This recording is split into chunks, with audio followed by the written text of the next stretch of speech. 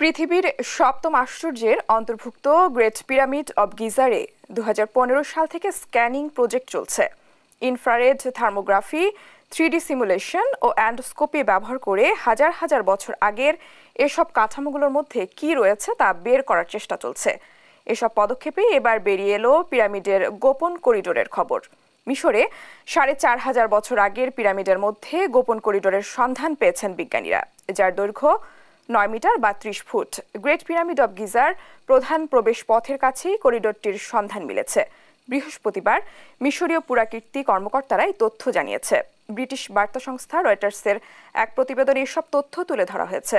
বিস্তারিত জানাচ্ছেন সুরজ আহমেদ।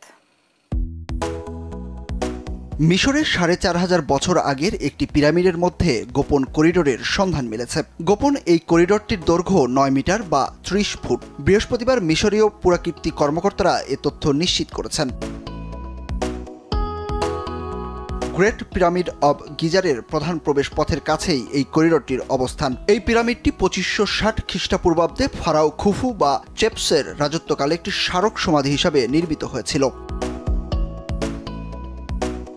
গ্রেট পিরামিডটির দৈর্ঘ্য 146 মিটার বা 479 ফুট। 1889 সালে প্যারিসে আইফেল টাওয়ার নির্মাণের আগে এই পিরামিডটি ছিল মানুষের তৈরি সর্বোচ্চ স্থাপনা।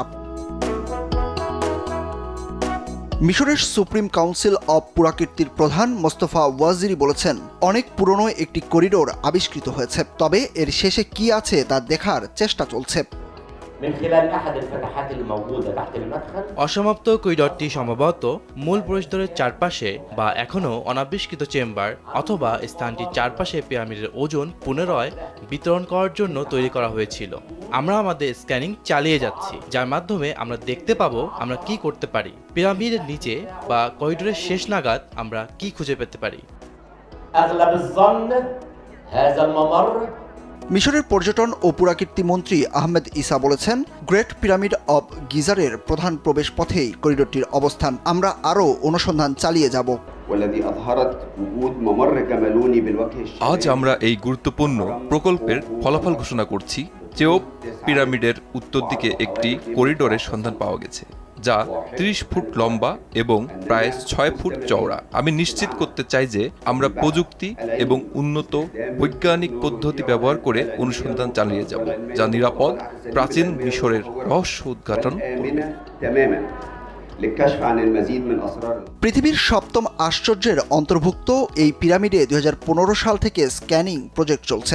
ইনফ্রারেড থার্মোগ্রাফি, 3D সিমুলেশন ও অ্যান্ডোস্কোপি ব্যবহার করে হাজার হাজার বছর আগের এসব কাঠামোগুলোর মধ্যে কি রয়েছে তা বের করার চেষ্টা চলছে। আর এসব পদক্ষেপের মাধ্যমেই বেরিয়ে এলো গোপন এই করিডোরের খবর।